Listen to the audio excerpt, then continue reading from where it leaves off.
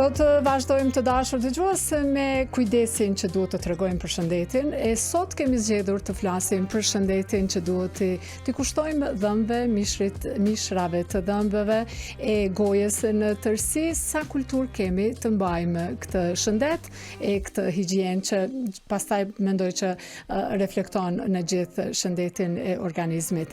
Shumë njerëz pasi përfundojnë një intervenim në gojë të një dhëmb, kujtojnë që duke u nisur edhe prej vetës, që përfundon gjithçka aty. Në fakt, gjendja post-operative është shumë e ndjeshme, shumë e rëndësishme, me shumë kujdes që duhet të trajtohet, sepse ne shumë shpesh i neglizhojmë gjërat e më vonë na bien mend kur na komplikohen shumë punët me shëndetin.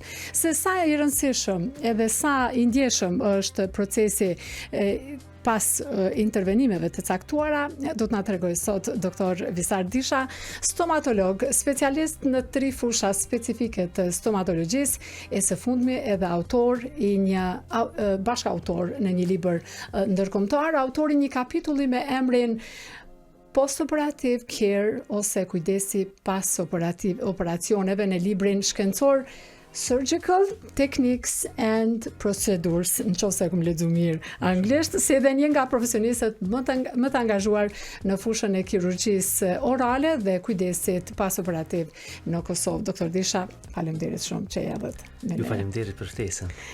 Mirëmëngjes edhe një herë dhe fillimisht do më na tregu fushat me cilin doktor jemi të fol, në cilat janë specializimet më të ngushta të tua. Atëherë, për gjithë dëgjuesit që na dëgjojnë në këtë moment, unë jam doktor Visar Disha, jam kirurg oral dhe implantolog, gjithashtu jam specialist i protetikës stomatologjike, ortodoncisë dhe ortopedisë e novullave. Prej shumë vitesh punoj në fushën e kirurgjisë rekonstruktive dentare, pra me pacientët që kanë humbur dhëmbët e njëherët me humbjen e dhëmbëve ata humbin edhe kockën, andaj qëllimi im kryesor është restaurimi i gjendjes kockore edhe i dhëmbëve, pra trajtimi pa dhëmsive. Shumë e ndjeshme kjo, po. Tash paramendo me hyrë në atë intervenim. Sa është e rëndësishëm ky kujdesi post-operativ pas ndërhyrjeve që bëhen në pacientë të caktuar? Pra suksesi i intervenimit kirurgjik nuk fillon dhe mbaron menjëherë në sallën e intervenimit, po ai vazhdon edhe tutje, domethënë me kujdesin post-operativ. Kjo është një pikë shumë e neglizhueshme nga pacientët, ku pastaj edhe suksesi do të varet edhe nga kujdesi që shfaqin pacientët pas saj. Sidomos pas ndërhyrjeve në kavitetin oral është shumë rëndësi evitimi i konsumimit të alkoolit edhe të duhanit, sidomos pas intervenimeve kirurgjike, pastaj ushqimeve të forta dhe të nxehta që munden me provoku gjakderdhjen, edhe aktiviteti fizik i menjëhershëm, pra rekomandohet pushimi. A keni pacientë disiplinuar? Edukimi i pacientit, domethënë para procedurës, është shumë e rëndësishme. Nëse ai edukohet në mënyrë të duhur, atëherë modomos do t'i di edhe përparësitë dhe disavantazhet, nëse nuk i ndjek këshilla. A kësaj natyre gjatë të punës? Natyrisht, po, domethënë, nuk kemi shumë të disiplinuar. Nuk kemi kështu në përgjithësi të disiplinuar. Në çfarë gjendje doktor ju vijnë pacientë që të sanojnë gojën e tyre, dhëmbët e tyre në këto situata? Vërtet nuk kemi një kulturë të përgjithshme të mirëmbajtjes. Shumica e dhëmbëve, domethënë, duke lënë në neglizhencë të dhëmbët, hajtë se rregulloj, pastaj vjen tek ai stadi ku ka ndodhur humbja e madhe e dhëmbëve. Tash problemi nuk është vetëm humbja e dhëmbëve. Me heqjen e dhëmbëve humbet edhe kocka që e mbështet atë dhëmbë. Pastaj edhe fytyra futet më brenda, krijon ato rrudha, kemi deformime të ndryshme. Andaj sa më herët, domethënë, që të intervenohet pas humbjes së dhëmbit, aq më e lehtë do të jetë edhe procedura për sanimin e këtij problemi. Po, te këto intervenimet që i bënin me operacione të caktuara, edhe rekomandimet i jepni sigurisht mas operacionit se çfarë duhet me pas pacienti. Në çfarë raste pacientët duhet më shqetësu kur kanë një telashe, domethënë mas operacionit, ç'është duhet më ju kontaktojë? Kjo është një pyetje shumë e mirë. Pacientët, domethënë, duhet ta kontaktojnë menjëherë mjekun nëse dhimbjet janë të mëdha dhe nuk pushojnë edhe pas përdorimit të antiinflamatorëve. Nëse ka gjakderdhje e cila nuk ndalet, pastaj nëse edema apo enjtja vazhdon edhe pas ditës së tretë, domethënë se enjtja duhet mos zvoglu në ditën e dytë, atëherë nëse ndjen edhe ndonjë shije apo erë të keqe nga goja, edhe nëse ka temperaturë, domethënë gjitha janë këto shenja që janë për më alarmuar që më shumë e bëni kontroll te doktori. Po, e përmend këto deformimet që bëhen shpesh, mungesë të dhëmbëve, po pse është e nevojshme kirurgjia dentare ose risanimi komplet i nofullës edhe pastaj i dhëmbëve? Pra, shëndeti oral në përgjithësi, do të thonë ndikon edhe shëndetin e përgjithshëm. Humbja e dhëmbëve ka ndikim jo vetëm në të folur, në të ushqyer, po edhe në estetik. Andaj sanimi i këtij problemi e rikthen edhe atë cilësinë e jetës pacientit, një herët edhe vetbesimin. Pra nëse intervenohet shumë herët, atëherë mundësitë për shtimet e kockës do të jenë minimale. Sa më vonë që të lihet kjo, atëherë duhet të bëhet shtimi i kockës që më kriju një bazë kockore për me vendosë implante dentare. Ka një teknologji të avancuar, doktor Desha, në këtë punë që bëni ju, domethënë përpara nuk është folur shumë, kush ka ditur që mund të riparohet kocka e dhëmbëve për shembull. Edhe këto implante dentare që quhen edhe intervenime të arta, është një fushë goxha e avancuar në një arritje e avancuar në fushën e stomatologjisë. Ashtu shumë i rrethat, më thonë, është një standardi artë, se me implante dentare na zaventësojmë dhëmbët e humbur, nuk po kemi nevojë të sakrifikojmë dhëmbët, se zaventësimin e dhëmbëve mund ta bëjmë edhe me ura, po ne i sakrifikojmë 2 dhëmbë që gjenden aty afër, e me implant dentar kursehen dhëmbët, vendoset implanti edhe mbi të punohet pastaj ura, kurora apo edhe ndonjë protezë nëse defekti është më i madh. Unë kam parë edhe një intervenim që bëni me laser, edhe çfarë është ajo? Është e fundit kjo? Domethënë pa dhimbje këto. Laseri tash na ka mundsu, ka sjell shumë ndihmës, domethënë në stomatologji. Laseri na ndihmon edhe në trajtimin e problemeve qoftë me mishrat të dhëmbëve, duke i sterilizuar dhe dezinfektuar, domethënë ato bakterie që gjenden aty dhe shkaktojnë ato probleme. Pastaj e përdorim edhe për trajtimin e periimplantiteve. Tash tema më e re është trajtimi i problemeve me implante dentare, se edhe me implante nëse nuk vazhdon kujdesi i duhur, mund të shfaqet infeksioni i implanteve për atyre, pastaj procedurat për në kirurgji që shfrytëzojmë laserin është sepse gjakderja edhe gjakosja është shumë e vogël edhe është procedurë më pa dhimbje në krahasim me metodën konvencionale skalperin kur e përdorim. Doktor Desha, një fushë shumë e ndjeshme, për mua shumë e pa zbuluar, por më ka bërë shumë përshtypje edhe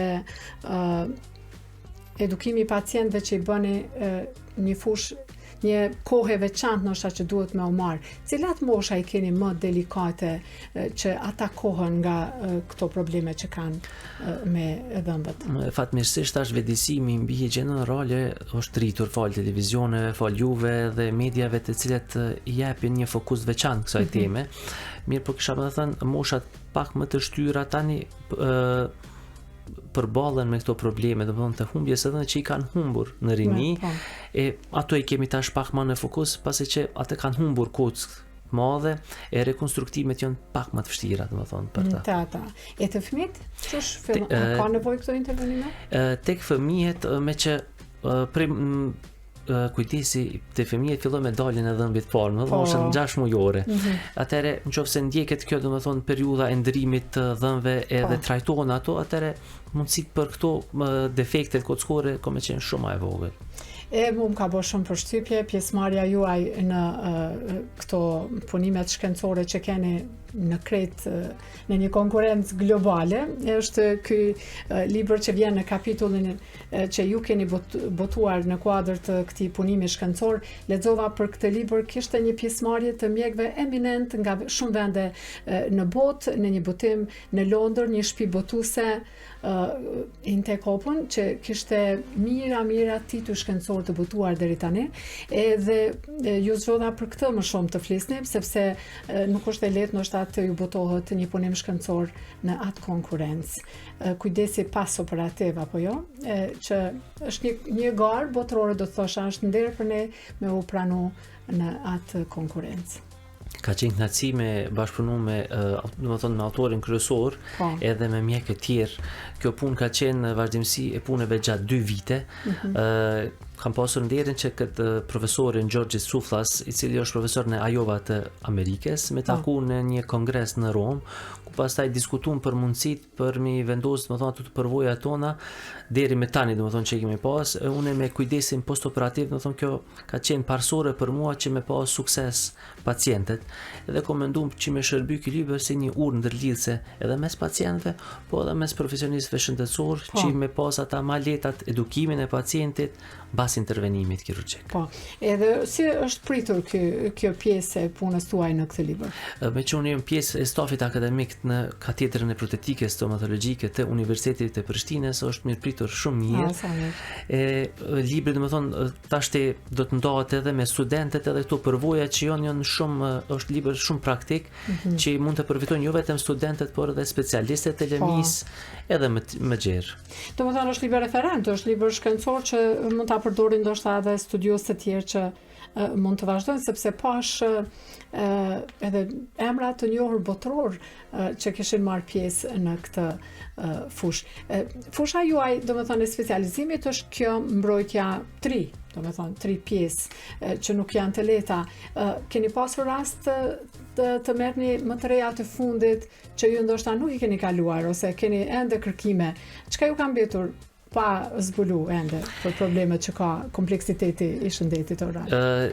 Për momentin tani jam koncentru, do të thonë që me jap një kontribut më të madh, do të thonë shkencor akademik në fakultet. Tani jam përgatitje edhe të një libri për student, do të thonë kësaj radhe. A keni studentë mirë, profesor? Janë jashtëzakonisht mirë, do të thonë studentët e Universitetit të Prishtinës janë jashtëzakonisht mirë, do të thonë janë. A keni shumë në këtë dek? Në stomatologji, jo, do të thonë është një numër më i selektuar, studentët, do të thonë pra vinë ojka e studentëve, andaj është naci, do të thonë me punu me ta edhe me ndakë. Sa mirë, do të thonë aty jeni libër për student, po punoni? Po, tani do të thonë jam përgatitje për shkak të avancimit tim prej asistentit në profesor, pasi që kam përfunduar të gjitha, e kam pa tullës që me lën edhe një trashëgimi të vogël pra për student, pra një libër praktik, klinik, që besoj që do të botohet së shpejti. Do të kemi rast të bisedojmë edhe për atë libër. Ky kapitull mbani shumë përshtypje, sepse vërtet punimet shkencore të njerëzve tonë në një nivel botror të kësaj që është botuar në Londër nuk është e lehtë ndoshta të depërtohet. Është pak e çuditshme, doktor Disha, qysh ne kemi kaq njerëz të ditur e shkencëtar të njohur e pak, po m'duket a punoni ju me doktor tjerë mes vete, sepse në ekip e pak punohet. Fatmirësisht, domethënë po punojmë, po bashkëpunimi më i madh domethënë është me doktor që janë nga jashtë vende, thonë kam pas atë mundësi domethëntar që kam përfunduar specializime edhe në vende të tjera përpas në Kosovë. Ke pa modelet. E kjo më ka pak dyer domethënë që me deportu edhe tek mjek të tjerë, domethënë që janë shumë mik prec. Okej. Një fushë shumë e ndjeshme, doktor Disha, nuk e di sa është nevojshme, po besoj që këtu keni këshilla shumë e dhanë. Qysh do ta kishim përmbyll këtë bisedë, se mëngjesi është pak i ngushtë me hapësirë, edhe para se me dhoni një këshill, po du me të pyet edhe një emocion personal. Qysh ndjehesh kur merr pjesë në një konkurrencë botrore? Është kënaqësi me prezantuar, më thon, vendin tonë, më thon Kosovën. Shkon si Kosova. Thonë ata ku është Kosova, shumë vesin. E kanë vendosur se vetë në hard, më thon, besoj që i fal gjithëve, domethënë që e promovojmë Kosovën, më thon është kënaqësi shumë e madhe, më thon, me prezantuar vendin tënd. Që është një përvojë jashtëzakonisht e mirë. Aty japim një këshill praktike pacientëve që kanë të lashe të kësaj natyre. Disa këshilla të vogla, domethënë nëse doni implante dentare që zgjasin me vite, kontrolli nuk duhet të mbaroj vetëm në klinikë dentare. Kujdesi duhet të vazhdoj edhe në shtëpi. Nëse vendosni domethënë në procedurat rekonstruktive për të shtimit e kockës, duhet të tregoni durim, domethënë patjetër që duhet të respektu rregullat për me pas sukses, me që është një fushë pak më e ndjeshme.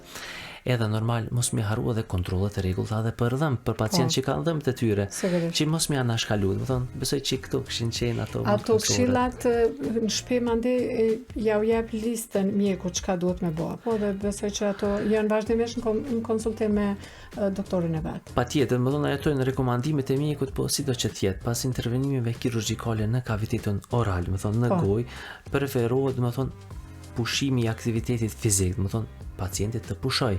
Konsumimi i lëngjeve edhe ushqimeve të buta, jo të nxehta, mos me shku me prek plagën me gish me pa çka është, aty është intervenu. Aty e din çka është, edhe normal përdorimi i akullit her pas here që me zvoglu ëndjen, edhe normal përshkrimet e mjekut duhet me qenë. A keni shumë pacient, doktor? A keni raste shumë? Kemi shumë raste, domethënë. Domethënë deformimet shumë ta janë bë përpara, që tash ju duhet me i sanu problemet e mahershme që s'kan ditë. Afshë sa kam rri shkenca. Faleminderit shumë doktor Disha, kënaqësi gjithmonë me ju pas, ju presim me librin e ri për student, kemë me pas se çka ka aty, edhe çfarë udhëzimesh jepni për të rinj tanë. Shumë faleminderit për kohën. Faleminderit për ftesën, ishte kënaqësi me ju pas. Dëgjues dashur, bisedua me doktor Visar Dishën, është një prej stomatologëve që ka arritje në disa fusha në fushën e stomatologjisë. Post-operative care është kapitulli i tij, cili është botuar së fundmi në një grup, në një libër ndërkombëtar me një grup të mjekëve ekspert të kësaj fushë me kapituj të tjerë të veçantë. Ata, doktor Disha ka kapitullin pas operacioneve se çfarë duhet kujdesen. Ai është dëshmuar edhe një herë me përkushtimin e tij për të kontribuar në zhvillimin e shkencës mjekësore e për të ndarë njohuritë e tij edhe me komunitetin në Kosovë e në botë tashmë. Pra është një libër që është mbyllur, është botuar në një shtëpi botuese që kishte qindra e mira titull shkencor të botuar. Më ka bërë shumë përshtypje një shifër, diku në mbi 7600 libra e shumë bashkëpunime, mbi 197.000 autor nga universitetet më prestigjioze në botë kanë marrë pjesë në këtë shtëpi botuese që i ka botuar këto libra shkencor. Intek Open në Londër, e në mesin e atyre autorëve kishte personalitete edhe me çmime Nobel.